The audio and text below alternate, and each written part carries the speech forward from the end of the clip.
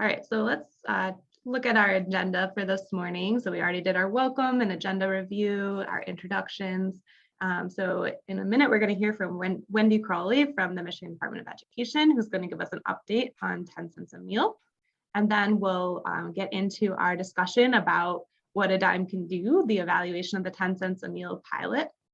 This will be kind of an introduction from Delatorre from Michigan Health Endowment Fund. And then we'll actually get into the results of the evaluation.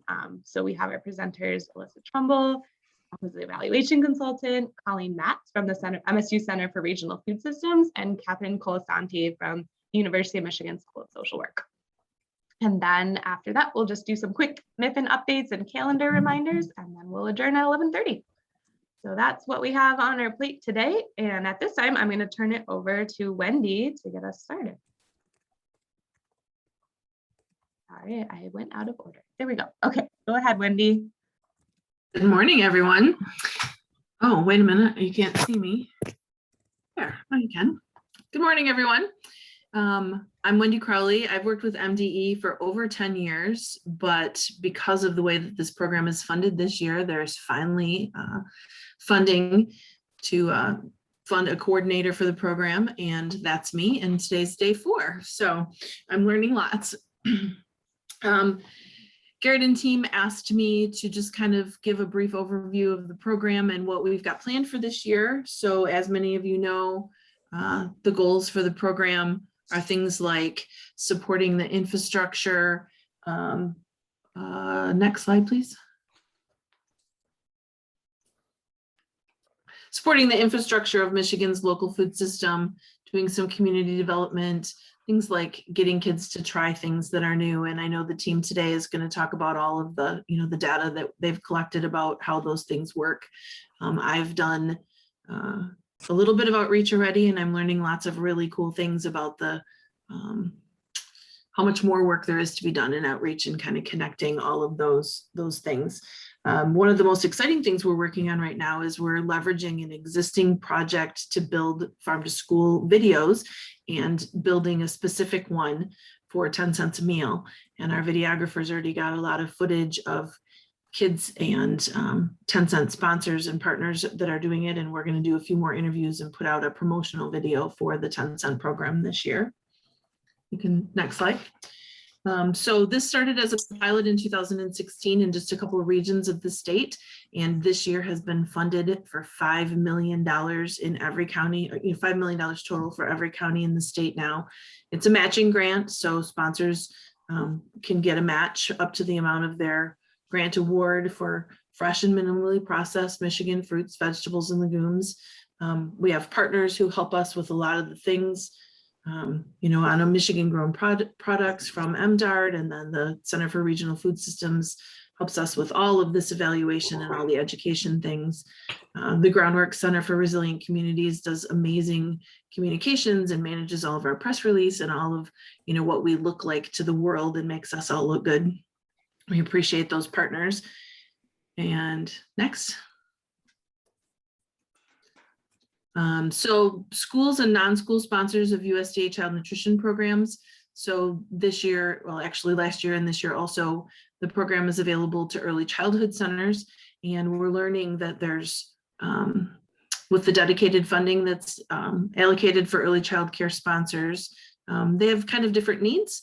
A lot of them are much smaller. They have smaller grant amounts, and they do their purchasing differently. So childcare sponsors might, purchase from a local grocery store instead of having a wide distributor to purchase from. And so there's a lot of work to be done in helping them figure out how to do the documentation and the steps that are required for the program.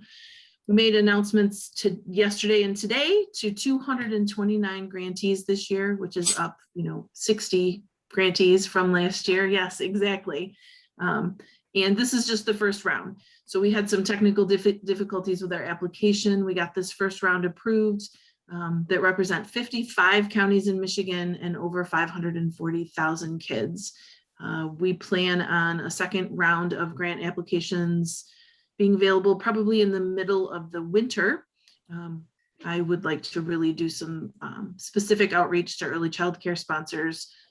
We're hearing that a lot of people just we haven't reached very many of them and talked through, what's available and how this can work. So that's our, our goal for continuing. Next slide.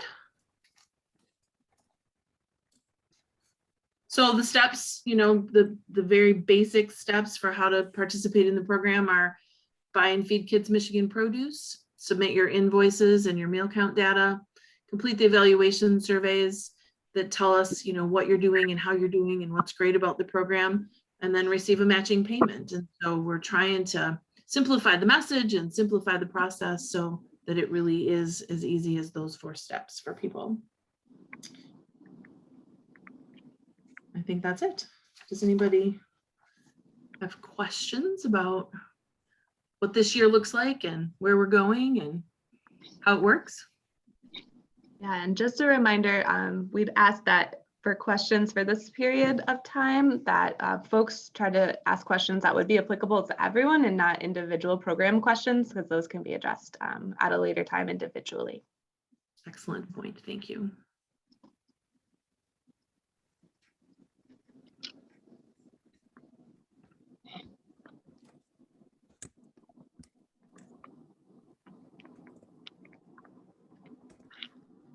Can you tell us more about attempting to engage more ECE programs in the future? So my very first job at MDE more than 10 years ago was as a CACFP program analyst. And so that is someone who travels to childcare centers and provides technical assistance about food programs. So we know that most early childhood programs do purchasing very differently than schools do. They feed kids differently. They have a different meal pattern requirements. They have different priorities. They do things differently with their day.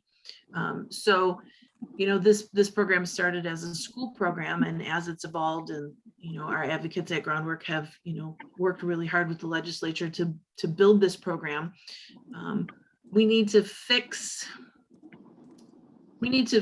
figure out how to make the paperwork and the reporting process and all of the documentation that's required work for somebody who has 10 kids in a child care center as opposed to somebody who feeds 10,000 kids a day.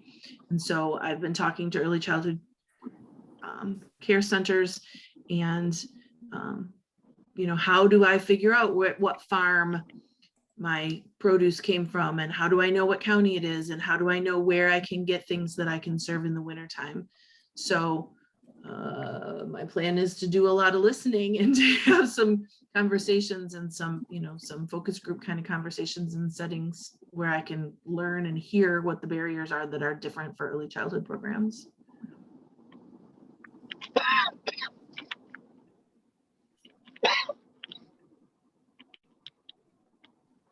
We have a question from Mary Jo who's asking, I'm new, how can I find local farms that are already in this program? So one of the links in the grantee announcement that you received either late yesterday or early today is a link to that. If someone at MSU has it right off the hand, we can attach it in the chat. But let me see if I can get it quickly. Work on there is an existing guide that will tell that will give you a really great start for where to source things. We can put it in the chat. Sounds good. I'll also put a plug in to reach out to your local MSU Extension Community Food Systems person. We can help you with that as well. Mm-hmm. All right. So there's another question. Can you share 1 or 2 lessons learned and what changes you've made to the program over the years with regard to structure, evaluation, data collection, etc.? Anything that would help other states trying to set up a program like this from scratch? So Colleen is really the evaluation, data collection, contact partner for us. From MDE's perspective, it's finding technology that supports these things, and we're not there yet. We're working on it and we get better every day, but we're not there yet. But Colleen is really who's managed, or her group has really managed the data collection evaluation piece. Great. And we have some resources for sourcing ideas coming in the chat as well. So Diane Connors has shared that there's resources at 10centsmichigan.org. And Garrett Ziegler has also posted our Cultivate Michigan local sourcing guide, which can be super helpful in helping you find the types of featured foods that we've Thanks, highlighted Garrett. in the past. That was the link I was searching for. Thanks, Garrett. Great. All right, I'm not seeing any questions. Did I miss any, Garrett? I do not think so. My So, email address is posted there. Feel free to email me at any time with questions, or if you just want to talk about ideas. Oh, it looks like one more did come in. Is there a resource that shows how many children receive their nutrition from the various sources, wholesale distributors, CSA, local stores? So does it break it down by supplier type? And that may be something that it would be a question for the evaluators too.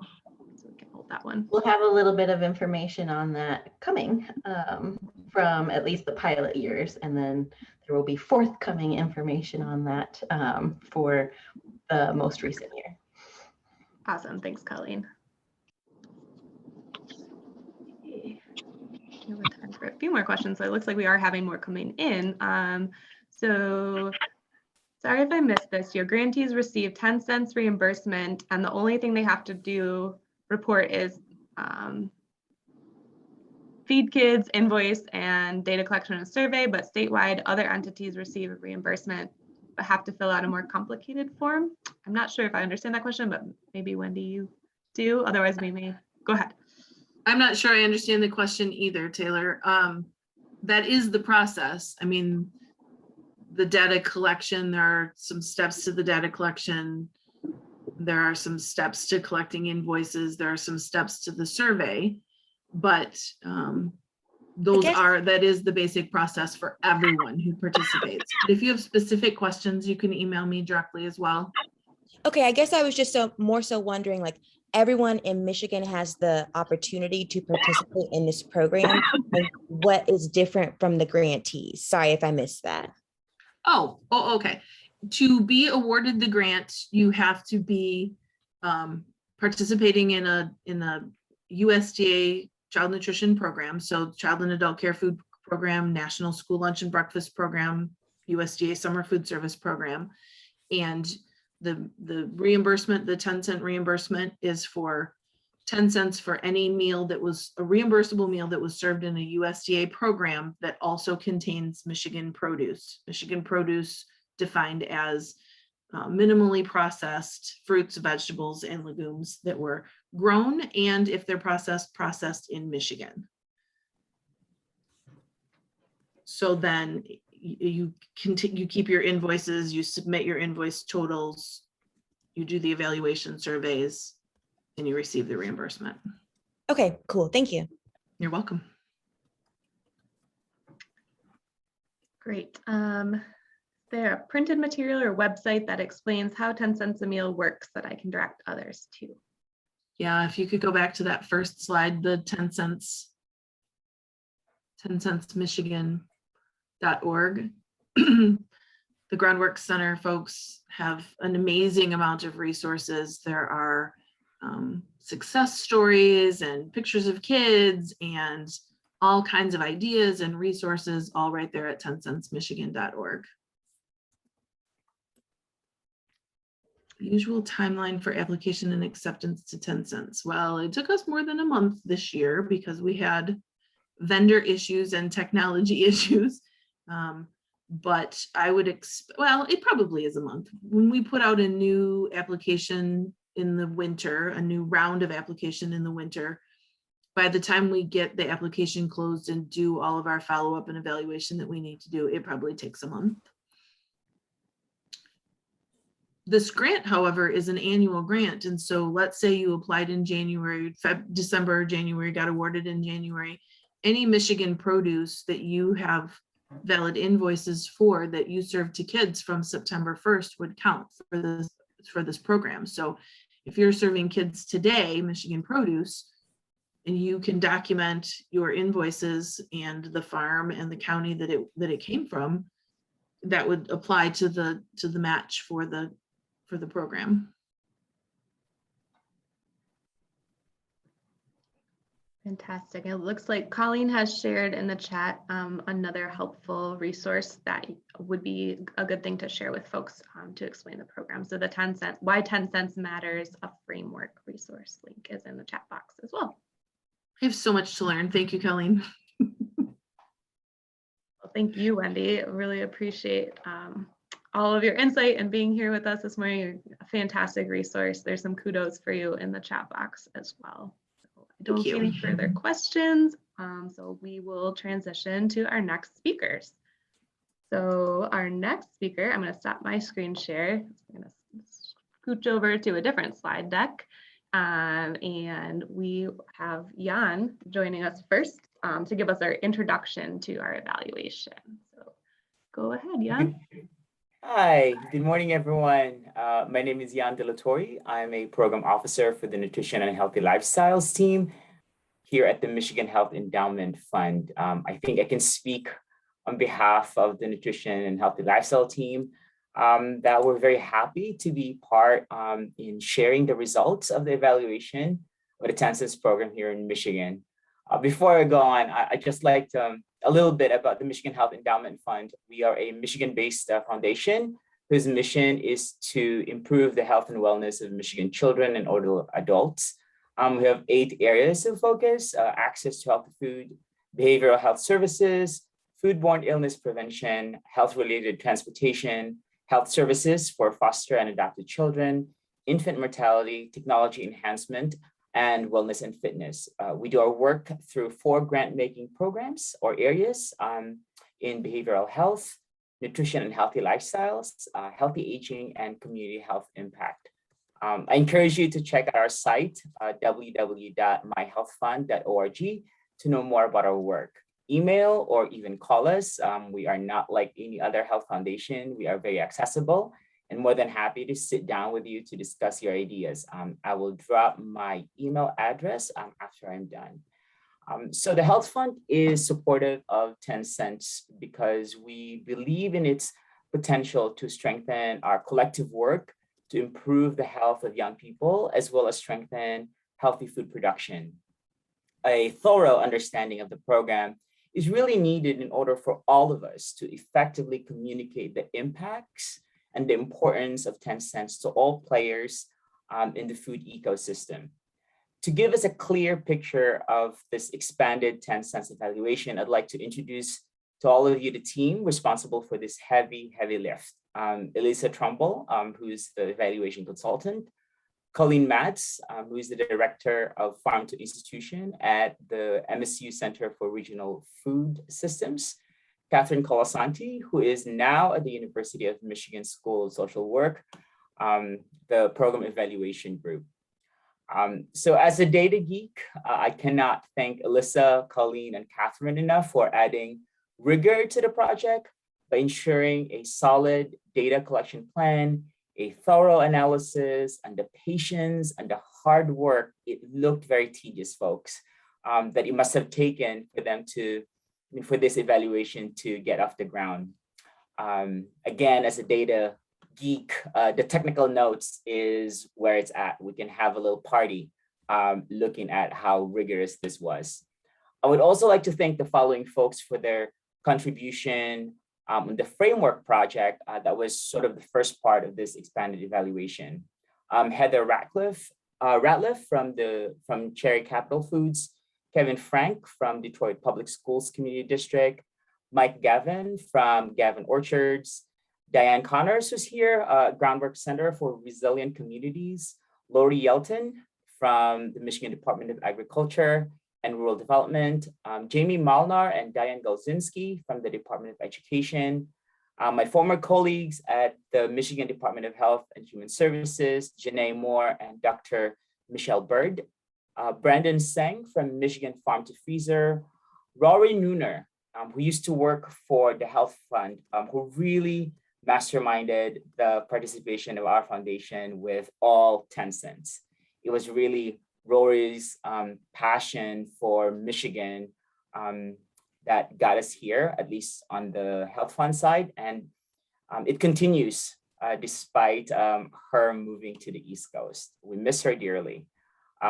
Also, Beth Hanna from the Office of State Superintendent of Education at District of Columbia, Wendy Peters Muschetti from Livewell, Colorado, and Karen Spangler and Helen Timbalis from the National Farm to School Network, who provided some reviews on the framework part.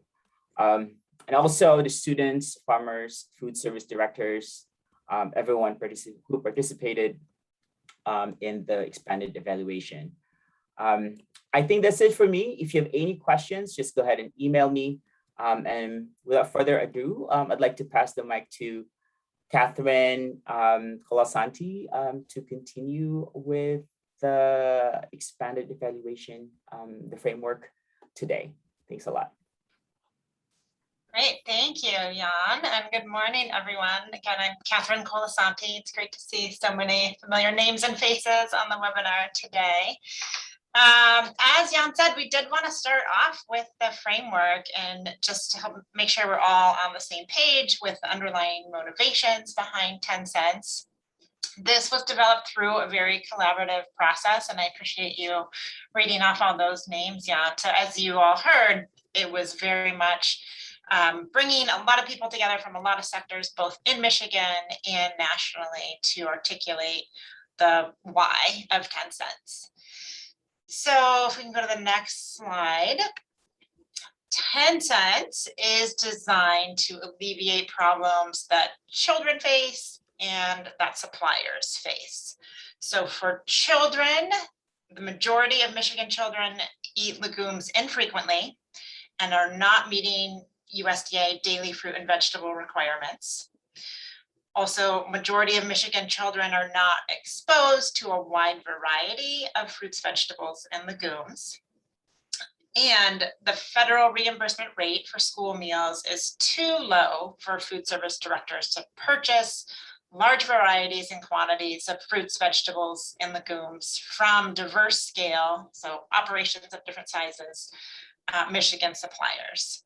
So these are the problems that 10 cents is trying to address from the children's side. And then from the supplier side, the school food supply chain has many barriers to entry for small and medium scale Michigan suppliers. So suppliers, farmers aren't always able to easily establish a relationship with those markets. And then also small and medium scale Michigan suppliers face many challenges to business viability. So there's an opportunity to support more Michigan suppliers. So as a response to these problems, 10 cents what 10 cents does, as we heard from Wendy, is provide match reimbursement funding to purchase and serve Michigan grown fruits, vegetables, and legumes. So this next slide then shows what could result from 10 cents for both children and suppliers. So we don't definitively know that all these things will happen, but these statements show what we think can happen, starting from the short term and then moving down the page to the long-term results that will eventually, the intention is, lead to children being healthier and Michigan economies being stronger. So then the last segment of the framework shows the entities and organizations involved in implementing 10 cents and making it happen. And we heard a little bit about this already from Wendy, but this is a visual depiction. So in bright green, these are entities involved in getting food to school food service program. So growers, producers might go directly to school food service. They might go through food hubs or through brokers, packers, processors, shippers, and then distributors. Then in orange are the entities involved in implementing the program. So Department of Education is administering the program, providing the grants to school food service, which then provides food to school children. And then in dark green are the external organizations that support the appropriation of funds from the Michigan legislature. Department of Ag and Rural Development helps provide food and agriculture connections. evaluation, as you're hearing about this morning, is led by Michigan State Center for Regional Food Systems, and then groundwork, as you heard, leads communications and advocacy. So we wanted to represent visually how these pieces come together to support the program. So with that foundation, I'm going to turn it now to what we learned in our evaluation of the 10 cents pilot. And Elissa is going to kick us off with talking about the 10 cent supply chain.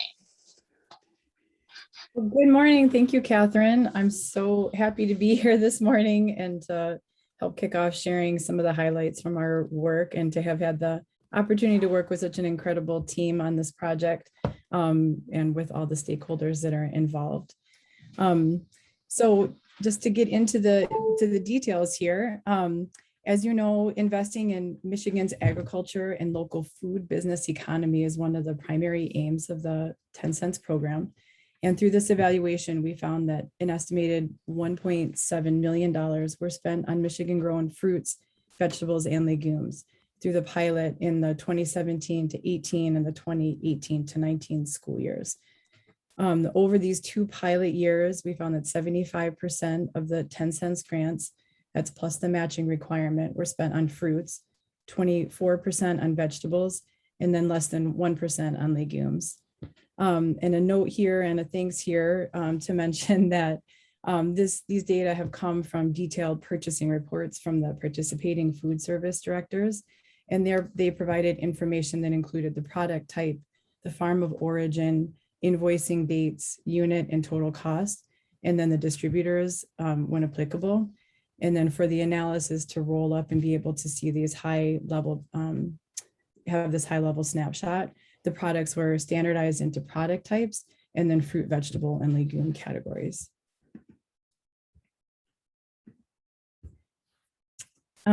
So examining these dollars spent through the pilot helps us better understand 10 cents impact on Michigan food and farm businesses. And over this 2-year period that we were investigating, we found that 198, nearly 200 unique farms and food businesses comprise this 10 cent supply chain.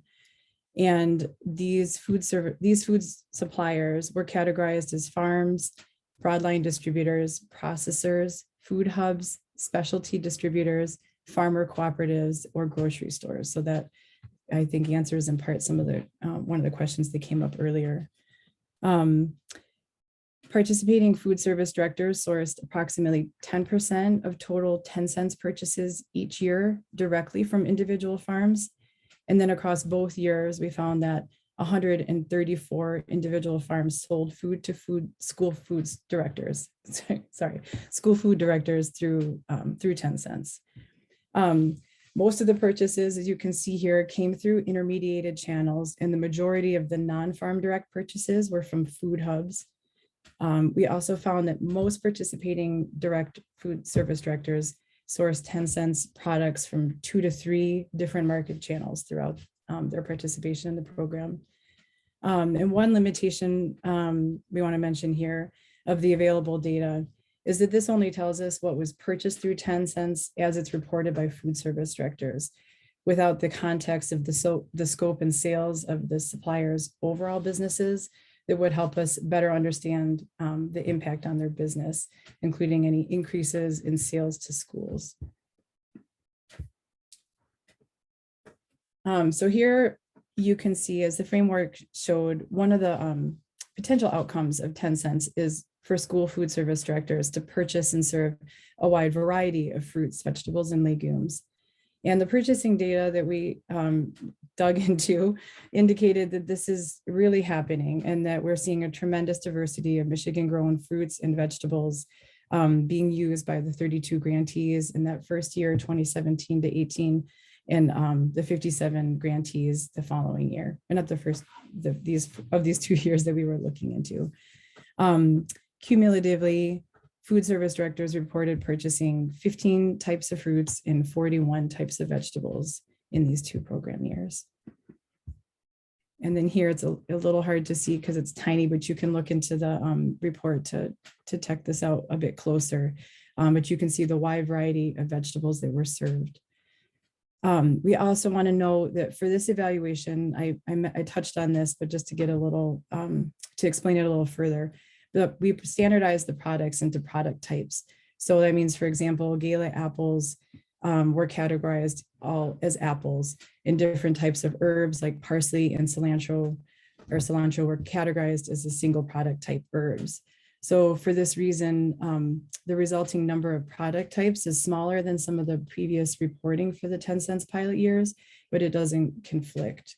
So we just want to make sure that to call attention to that.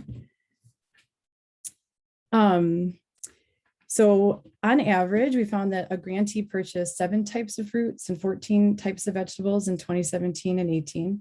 And the following year, they purchased on average 6 types of fruits and 12 types of vegetables. There were 4 Michigan grown fruits that were used by a majority of food service directors. We found that more than half of the grantees served blueberries, cherries, peaches, and strawberries. And then not surprisingly, all but 1 served apples. There were 8 widely popular Michigan grown vegetables that were used by a majority of food service directors. So both years we found that more than half of the food service directors incorporated Michigan grown asparagus, carrots, cucumbers, lettuce, peppers, tomatoes, and summer and winter squashes into their school meals. And we also want to note, though it's not reflected in here, that we found that students were offered even greater diversity through the many varieties of products that were served. So for example, in 2018 and 19, food service directors reported serving 14 varieties of apples, 5 varieties of beets, 9 varieties of winter squash, 6 different types of radishes, and 5 types of melon, including watermelon. And then lastly, as you know, food service directors also purchased legumes through the program, through the pilot.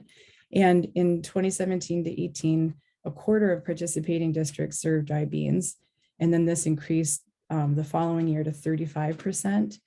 And those types of legumes included black beans, garbanzo beans, and then great northern beans.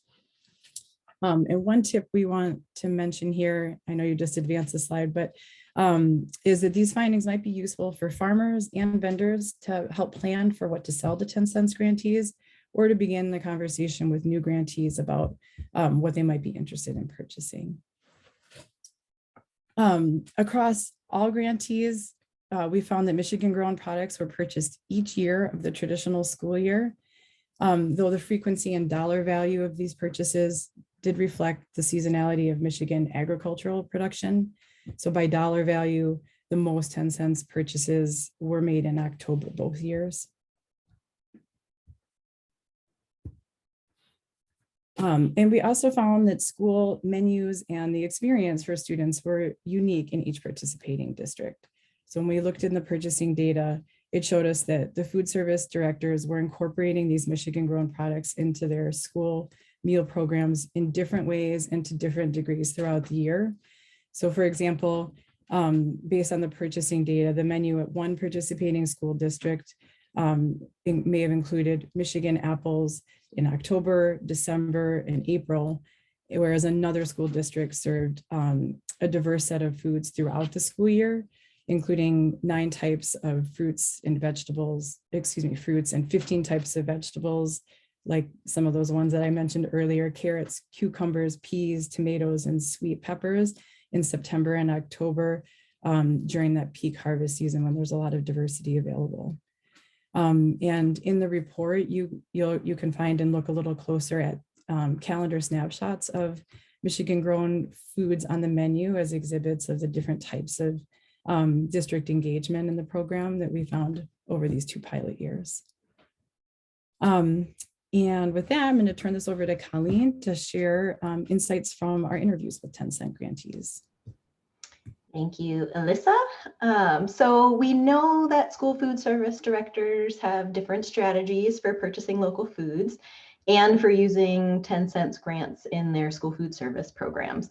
So this is clear from information from the 10 cents pilot, especially in that 2018-2019 year.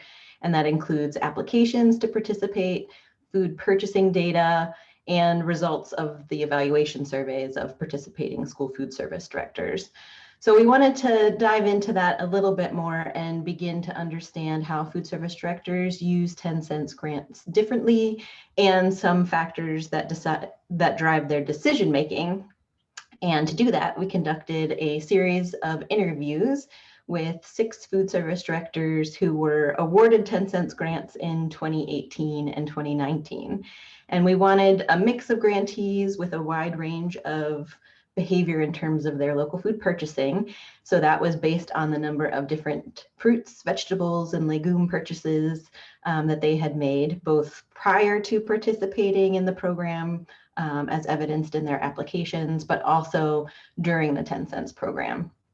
And of the first 3 years of the 10 cents pilot, 2 of these food service directors participated for 1 year, 2 participated for 2 years, and another 2 participated for all 3 years of the pilot program. So they had different levels of experience with the program itself. It's a small group, so we can't really make generalizable inferences from this information, but this information can help guide us, those of us who are working to support the 10 cents grantees, as well as those out in the field who are supplying food to grantees as well. So you'll see, as this chart shows, most of the food service directors that we talked to, the 6 that we talked to, purchase a diverse set of Michigan grown products. And they did so throughout the year, as Elissa was talking about. And there was some variability from month to month. So really this shows that there's a lot of ways to purchase local foods and to do so throughout the year. So that just bolsters what Elissa was talking about before in terms of purchasing throughout the school year. It's possible even in Michigan. So as a reminder, their grantees can purchase fresh, but also minimally processed, including frozen products from any Michigan-based source for 10 cents grants, as long as it indicates the farm of origin. So frozen and other minimally processed products really help get us through the winter months for sure. And you'll see here how these food service directors purchased their local foods. They used a variety of market channels to do so. And you can see that all 6 of the grantees purchased from broadline distributors. Those are the full service distributors, and also from a food hub. So that goes back to what Elissa was mentioning before about food hubs making up a lot of the non-farm direct purchases. And you can see also that all but 1 of these grantees purchased directly from farms, even if there's just a tiny percentage there, with one of those food service directors purchasing just 1% of their dollars worth of product through a farm direct relationship. So just a little tip here as we're going into this information a little more deeply. Insights from these interviews can help 10 cents grantees and farm to school practitioners learn from these experiences of previous grantees, including around local food purchasing. So you'll see here our interviews pointed to a number of factors that affect food service directors' decisions about vendors for 10 cents food purchases and their reporting. Generally, these food service directors felt like broadline distributors couldn't yet be fully relied upon. I know they are making some progress, but they couldn't be relied upon yet to provide consistent information about local foods, either at the point of sale, typically through online ordering, or for their purchasing reports, which is some information needed for 10 cents reporting. And they considered information about local foods to be more reliable through specialty distributors and through food hubs, which is no surprise because they focus on local and regional foods. Food service directors balanced their food purchasing for 10 cents against student preferences and the availability of low-cost foods, which are foods that are typically available for school food service programs and available through federal food sources.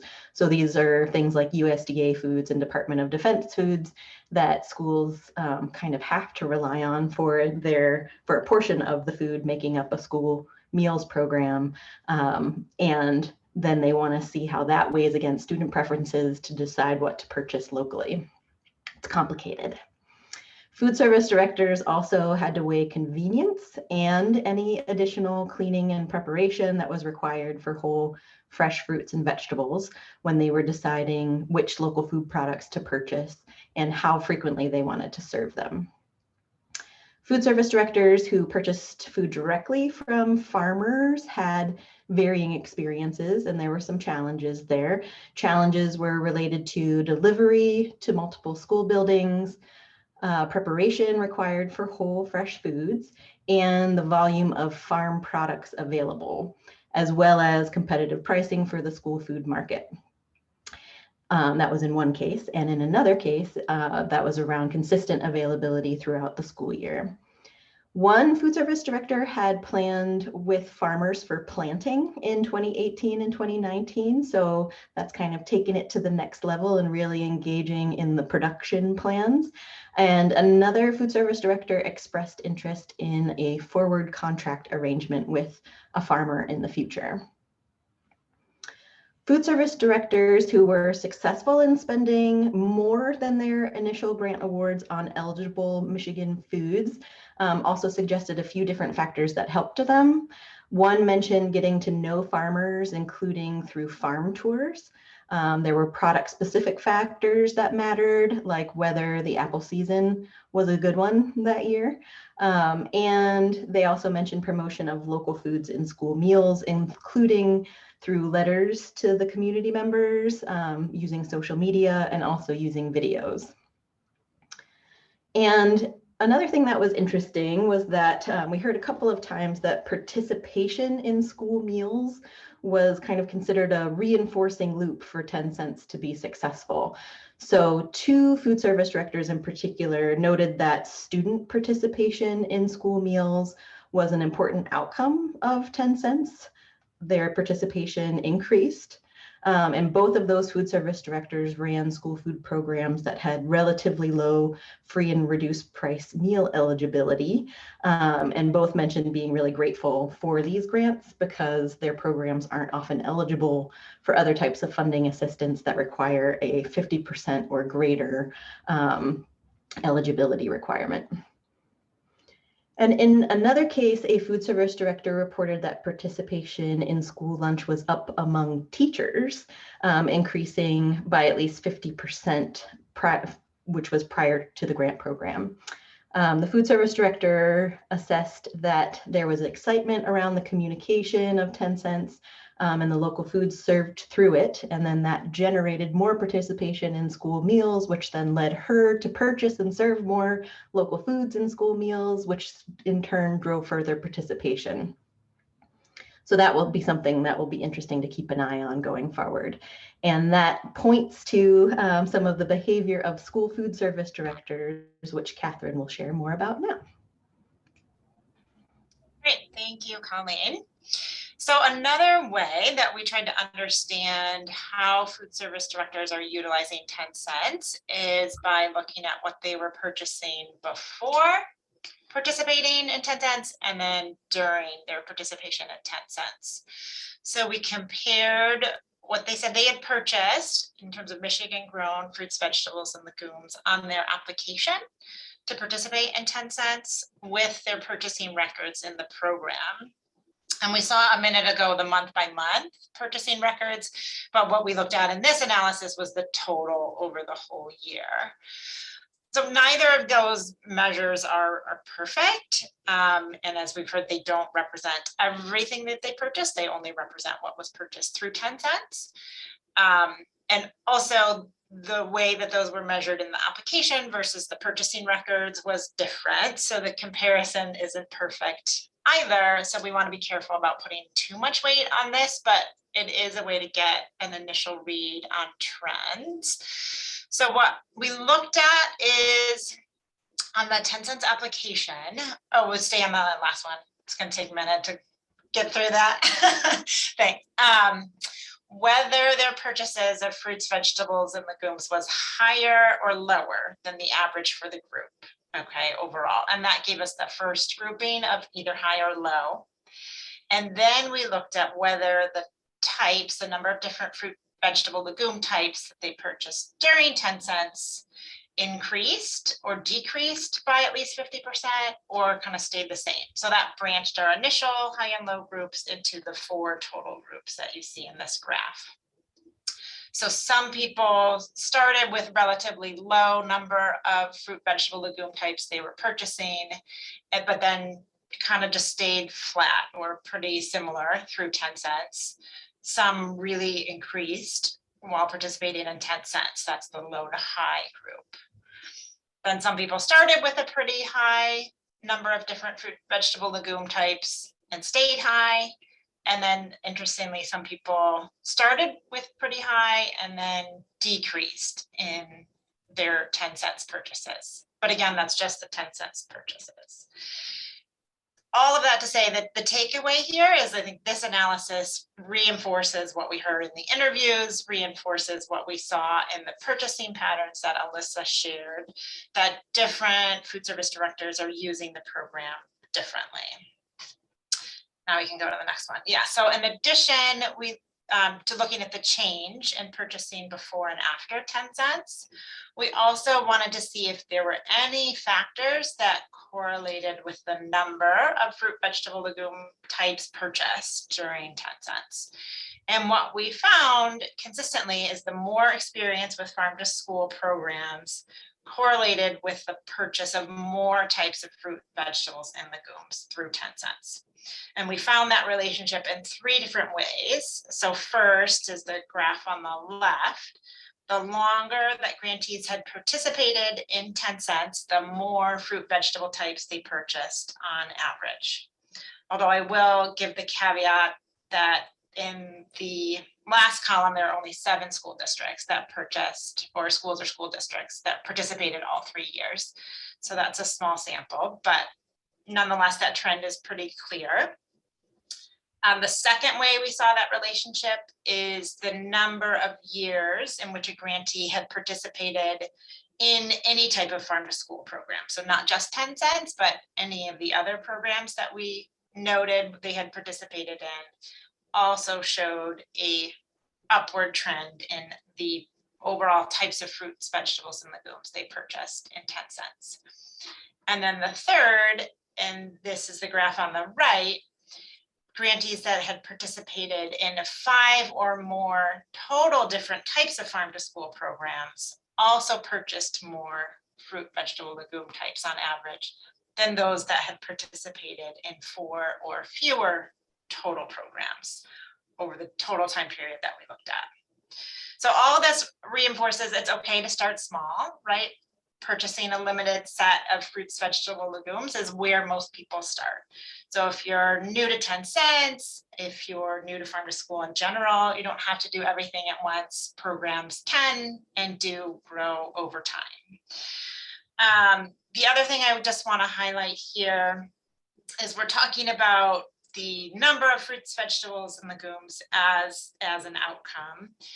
But we do have to be a little careful with that. First, because as we heard in the interviews, that's not the goal necessarily for all food service directors. So some are really trying to maximize the number of different types and some are not, and that's okay. So it's not necessarily a reliable indicator of the best way to use the 10 cents program. The other caution is, as even for the food service directors that are trying to maximize the number of different fruits, vegetables, and legume types, that number can't go up forever, right? There's a finite number of fruits, vegetables, and legumes that grow in Michigan and are appropriate for school meals. So we will start to see that number plateau at some point. But the overall takeaway from these two slides together is it looks like not all food service directors are prioritizing increasing the types of fruits, vegetables, and legumes purchased. But for those that do, it looks like the more experience with farm to school they have, the easier it is to do that. And I'm going to turn it back to Colleen. Okay, so the last piece we're going to share is survey results from the 2019-2020 school year, which was kind of a funky year for 10 cents and for the pilot program. And we all know that that's when the pandemic began. So before I share these results, I just wanted to be sure to acknowledge that we're still living and working in tough pandemic conditions, especially the folks that work in school food who have had endless and forever adjustments that they've had to make. And I know that there are a ton of food supply chain challenges that have just recently reached a whole new level, both at the local supply chain, but also in the national supply chain, which especially affects school food. So this information that we're going to share here, even though it's just from the 2019-2020 school year and when from the pandemic began, it may not be totally applicable to the current situation. And we understand that, but we wanted to share out some of what we found. So the information we have here is, as I said, from an evaluation survey from the 2019-2020 school year, but that year looked really different for 10 cents. Even though the dollar amount that came from the state legislature that year remained the same as the previous year, which was $493,000-ish for grants specifically. So it looked really different because of political negotiations around the budget that delayed the budget coming down from the state legislature. And then there were pandemic related delays. So the state funding didn't come down for 10 cents until August of 2020, which, as you know, is when the traditional 2019-2020 school year was already completed.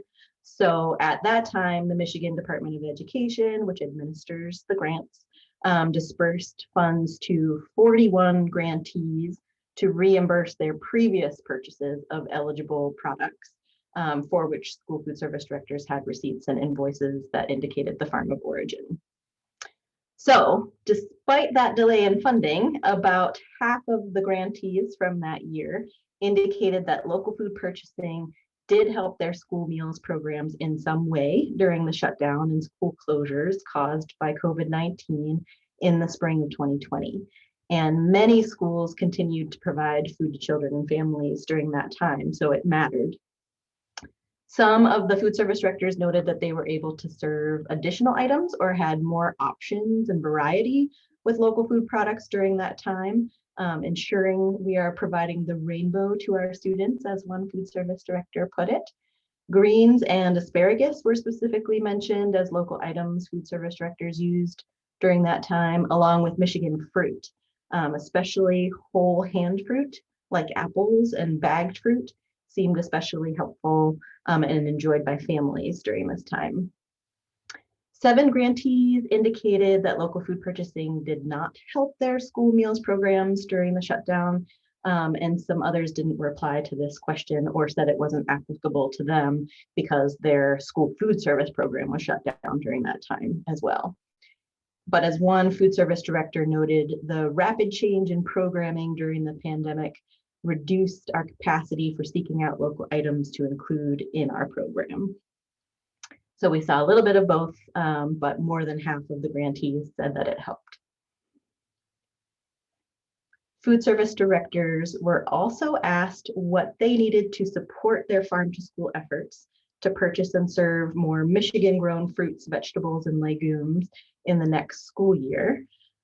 So you'll see some general themes here, and I'll provide some of the specifics where I think it could be interesting, because as another tip here, vendors and farm to school supporters can use this information to help fill in some of the needs and gaps that our school food service directors have expressed. So first, we heard about some vendor and food supply chain issues.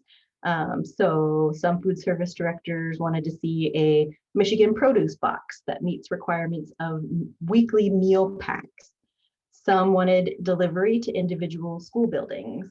More farmers is something that we always hear about, access to more farmers available to supply to the program. And a food hub and distributor to carry more Michigan foods and have more information about local food products available, connections to food suppliers, and more demand from nearby school districts. So I think the idea there was that there could be more coordination among school districts around their local food purchasing in a specific area. Others wanted, we have 4 here who wanted financial support. I think that's pretty self-explanatory. And then we heard about marketing and education support. So this included pre-made, free and reduced price materials to promote local foods. You can see some of the types of things they wanted to see there.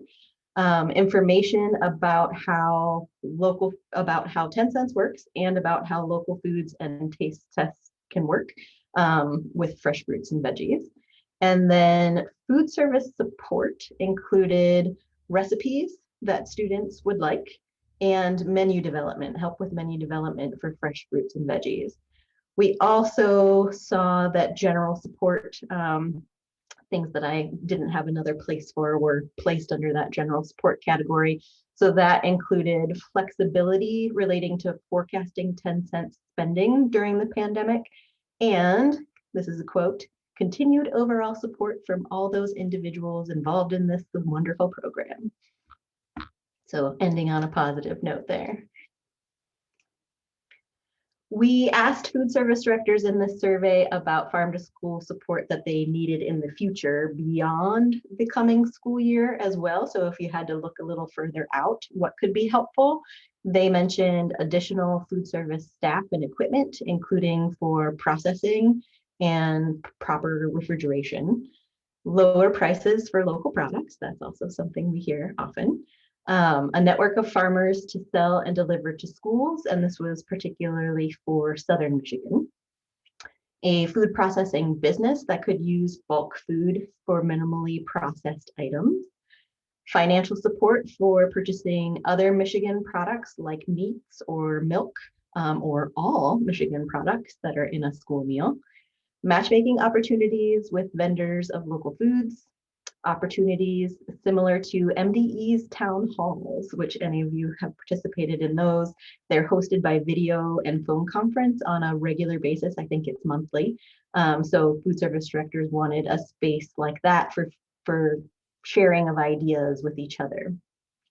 And they're also interested in political support and advocacy for 10 cents to help the food service directors continue to purchase and serve more Michigan grown foods into the future. So in summary, I think we saw that despite the ever-changing conditions that food service directors had to respond to throughout 2020, all grantees remain committed to trying to source local foods in the future. So all of them did say that they intended to purchase local foods in the coming year. And one food service director put it really well, saying 10 cents grants are one critical way the state can provide financial support for local farms and food businesses, while also ensuring healthy and local foods are provided to students by food service directors, even in the most uncertain of times. So I'm going to turn it over to Kathryn now to share some recommendations for future evaluation that came through our work that we've described so far, and this will help us wrap things up. Great, thanks, Colleen. So yeah, we wanted to close out this presentation by offering some of our recommendations for future evaluation. So first, let's just think back to the framework that we looked at the beginning. So 2 of the results we mentioned in that framework were food service directors purchasing and serving a larger quantity of fruits, vegetables, and legumes, and food service directors purchasing and serving a wider variety of fruits, vegetables, and legumes. So that does seem to be happening, not universally, but does seem to be happening, but we think there's more that we can learn about when that happens and why that happens. And this diagram was our effort to kind of show the factors that we looked at to see if we could predict how 10 cents would be used. And the way we defined the use of 10 cents was all of those factors in green. Most of this data came either from the 10 cents applications or the purchasing records from participating in 10 cents. For the most part, we found that none of these potential relationships in this diagram were supported by the data. So the school district and food service characteristics didn't have a consistent relationship with how food service directors were purchasing or their behavior before 10 cents or their use of 10 cents, either directly or indirectly. The exception, and we'll go to the next slide, was what I shared before. Oh, yeah, just the circles on the diagram. Yeah. Where we did see that the length of participation in 10 cents, the length of participation in any farm to school program, and the total number of farm to school programs all did connect to the types of fruits, vegetables, and legumes purchased. But we wanted to include this diagram in the report because ultimately we did have a fairly small number of school districts for the data that we were looking at. It was 57 in the 2018-2019 school year. And as we heard from Wendy at the beginning, going forward, there will be a lot more schools and districts and ECE sites participating. So it'd be really interesting to see whether these trends continue or look different with a larger sample. So looking now at the recommendations for future evaluation, what we offer: first, consider ways to capture the extent to which 10 cents leverages additional spending on Michigan foods. So the program asks, or 10 cents asks participants to track what they're purchasing for that reimbursement, but it's not necessarily tracking everything that they're purchasing from Michigan. So if there are ways to make that easier or incentivize that in some way, because we know it can be very time consuming and cumbersome. And there was just some conversation on the chat about even access to that information of where foods are coming from. But if there are better ways to track that, then we can make an argument about whether 10 cents helps leverage other spending on Michigan foods and has an economic impact. But that was not something that we were able to look at with the data that we had. It is worth continuing to track the percent change in grant awards and match spending.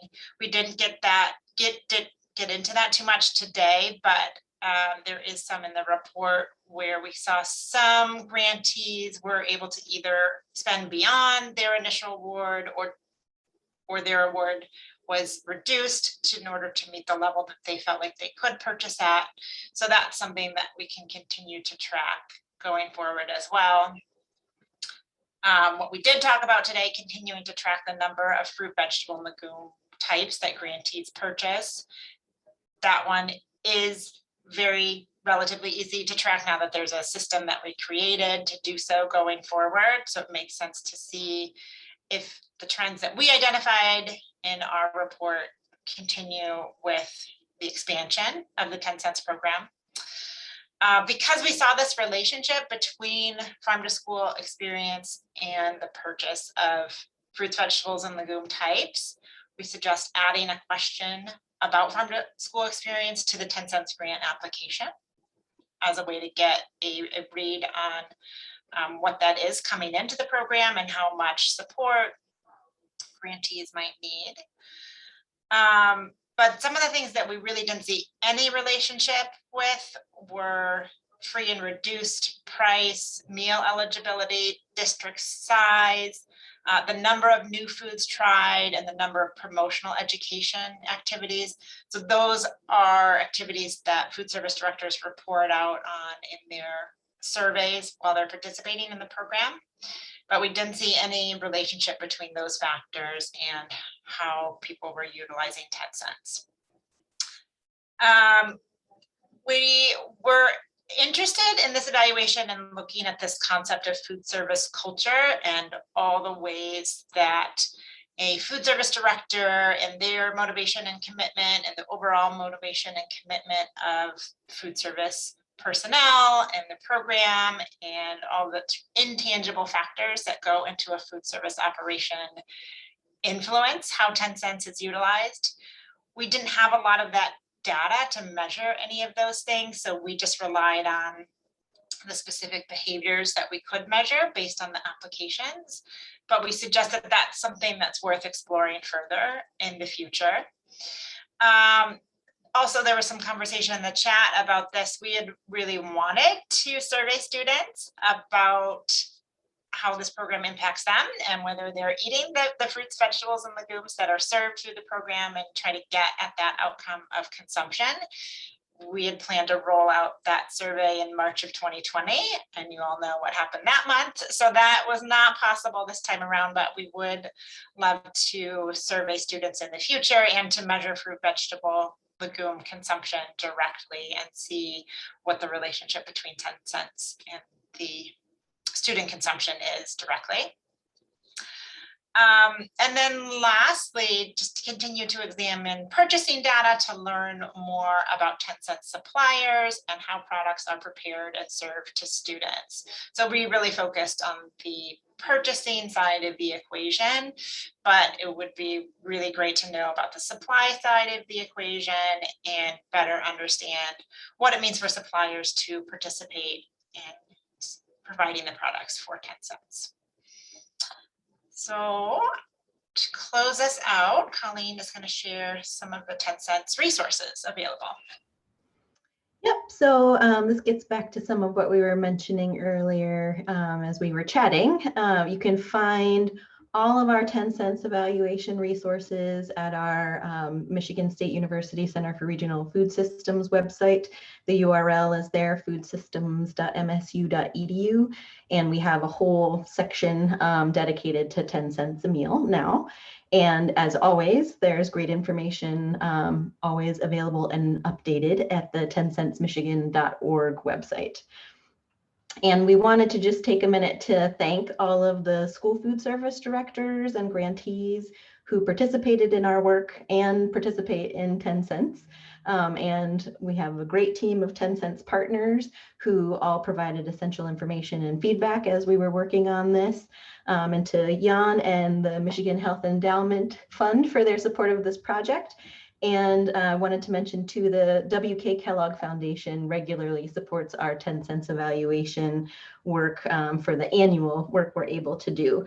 So we're really grateful to all of the partners who made all this possible. It was a heavy lift.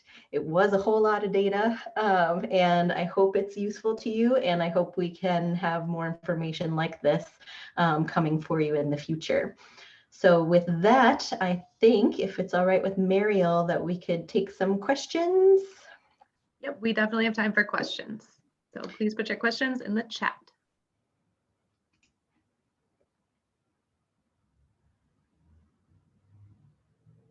And I know we did have some come through, so we'll take a look through those. I know the presenters were answering those as we went as well, but we'll make sure we got all those covered.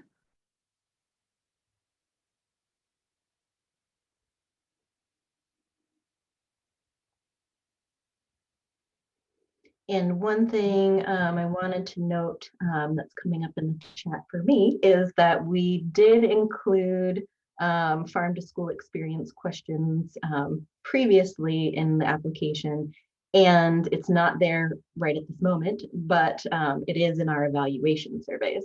So we're able to ask the school food service directors there about their own experience with farm to school, as well as what their district or center or site has been doing with farm to school over the years. So we may be able to glean some more information from those evaluation surveys for now.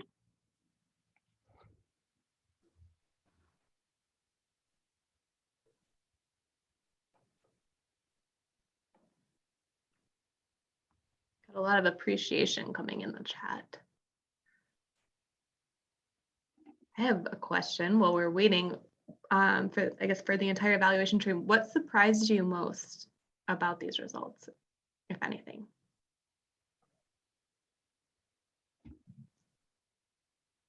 One thing that wasn't totally surprising, but I guess that just kept coming up as a theme, especially for my colleagues who have a little less exposure to school food on a regular basis, is just how very complicated the school food environment is and how many factors are involved in the food purchasing decisions by the food service director, but then there are also the conditions of the, the kitchen and the cafeteria and what the school district looks like and where the school district is. So our running theme through all of this, because all of the words and details mattered so much, was just that it's complicated. That was our hashtag, it's complicated. So that kept coming up, is how complicated schools are and how complicated the job of school food service directors are, and how hard it is to look across schools for themes, because everything is so different.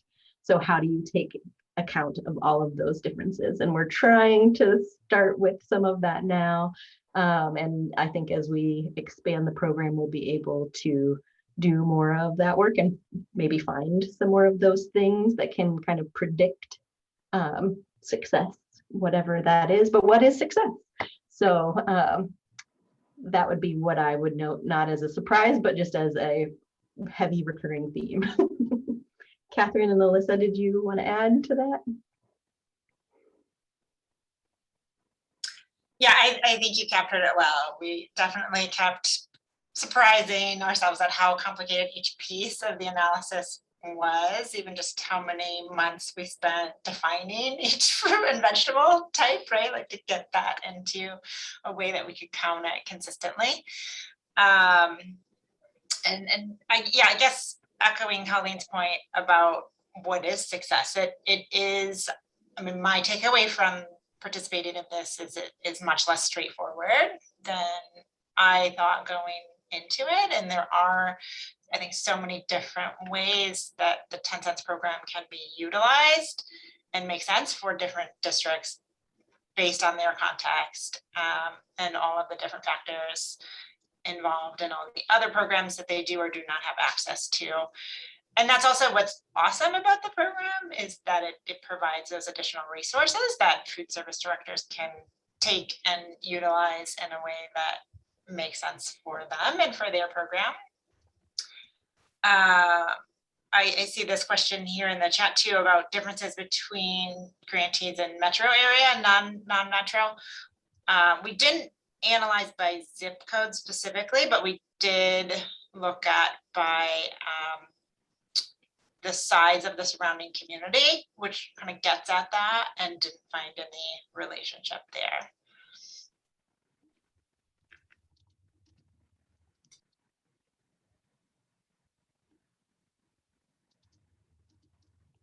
We have a question coming in from Sarah, just understanding that schools are facing all this stress.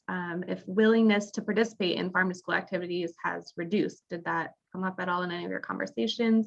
And alternatively, how might the pandemic actually increase interest and willingness to participate?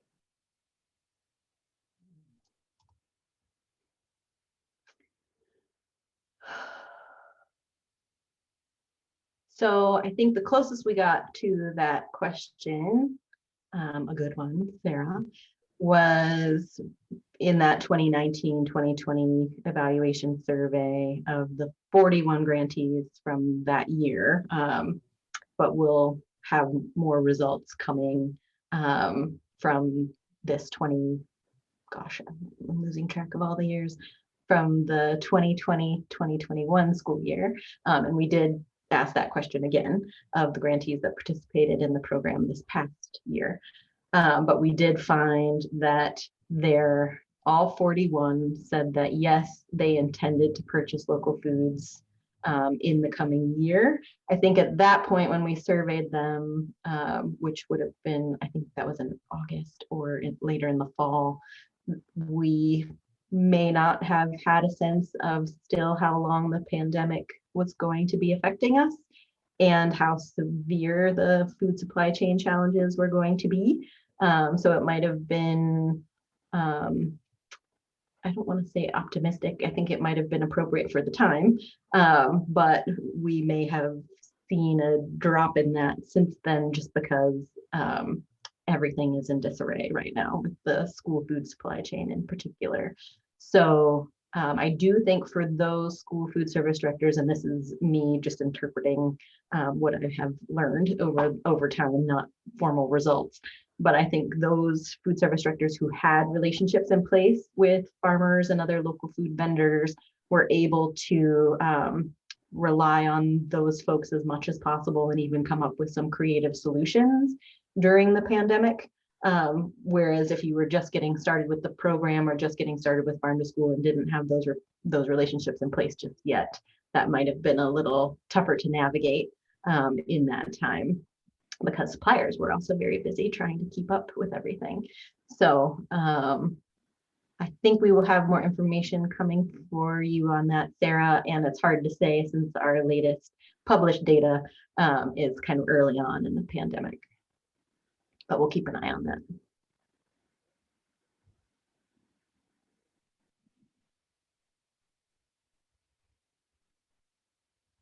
And thanks for that additional note there, Jay.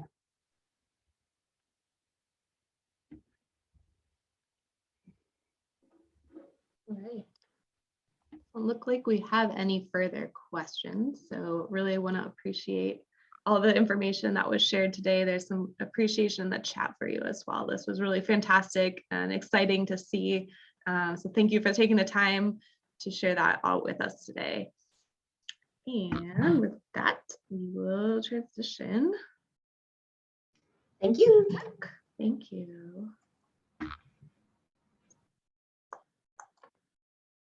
Okay. So it's almost October, which means time for the Michigan Great Apple Crunch. So I want to remind everyone that the crunch is coming up, and this year it's scheduled for October 14th, but you can celebrate anytime in October. And if you're not familiar with the Michigan Great Apple Crunch, it is a super exciting way to celebrate Farm to School Month in October.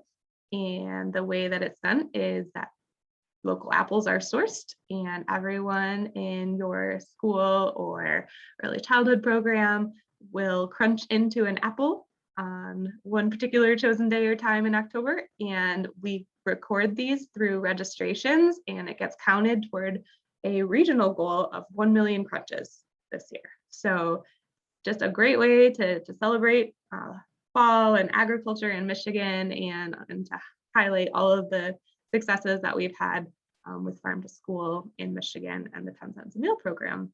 So please, if you haven't had a chance yet to get registered for that, we can put up, looks like we've got that registration link in the chat for easy access. Thanks, Garrett. So please check that registration link out and get signed up.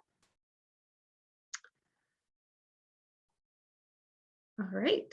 So thank you all again for today's presentation. Sorry about that. We really appreciate your time and attention, and to all of our speakers for taking the opportunity to share with us today. This was a fantastic session. We do have another session coming up, and I'm not sure where the slide went. There we go. Sorry about that. I don't know why I got all messed up. So I was like, wait a second, we have follow-up here. So we have a follow-up discussion. So if you're excited about what you heard today, please join us again on Thursday, November 4th from 10 a.m. to 11:15 a.m. So we're going to be talking, this will be more of a discussion about our development of local sourcing materials through the Cultivate Michigan program, and how we can help develop materials that are going to be really useful for your programs that will help you to better source local food, to better get the information that you need in order to participate in this 10 cents a meal program most fully. So we definitely want to continue to improve the resources that we have available for y'all. And you can help us to shape those materials by joining us on November 4th. So again, we've got Farm to School Month coming up in October. We've got a few more MFIN virtual network meetings on the calendar for this year yet. So one coming up on October 21st from 10 a.m. to noon. That one's going to focus on seasonal menu planning strategies. So that'll be really exciting and tie really well into what we've been talking about here with 10 cents. And then we've got another one coming up on December 16th. That one's also from 10 to noon. And then coming up really soon is our Michigan Good Food Charter Gathering. And that is October 13th through 15th. We can probably get that registration in the chat for folks as well. So that is going to be a two-day virtual event, which will feature lots of different sessions to help us shape the future of the Michigan Good Food Charter. So lots of exciting things coming up in October especially, but also throughout the fall. There's the plug for the Apple Crunch again. And with that, we will close out for today. So again, really appreciate everyone's time today, and thank you for participating and for all the good questions. And hopefully we'll see you on November 4th for the next in our series. Thanks all.